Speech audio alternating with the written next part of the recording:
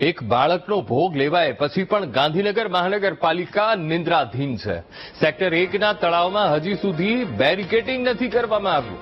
સુરક્ષા માટે તળાવની આસપાસ સિક્યુરિટી ગાર્ડનો પણ અભાવ છે।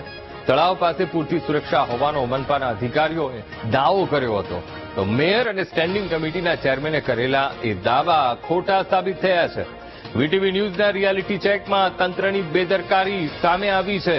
2 દિવસ પહેલા તળાવમાં ડૂબી જતા એક બાળકનું મોત થયું હતું।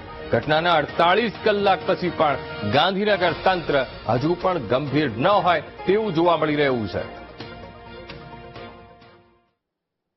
પુત્ર ગુમાવ્યો है, 7 વર્ષનો બાળક, હજુ 2 દિવસ થયા है।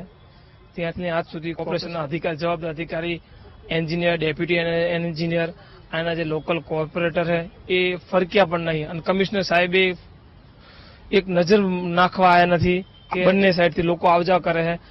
કોઈ પણ જાતનું કશું પણ એક સિંગલ બેરિકેડ એ લોકો હજુ સુધી માર્યું નથી।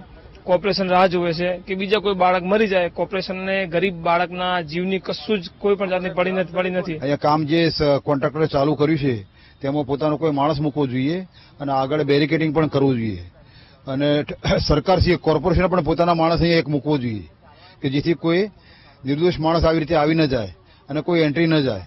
એટલે કે રામ ભરોસે પણ કામ ન કરવું જોઈએ।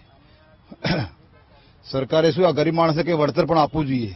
જે નાના બાળક મરી ગયો છે એને પોતાનો પતિ પણ નથી, આ ભરવાડ બેનને, તો એને પણ વળતર કંઈક મળવું જોઈએ। અહીંયા ક્લિયરલી ગવર્મેન્ટની બેદરકારી છે।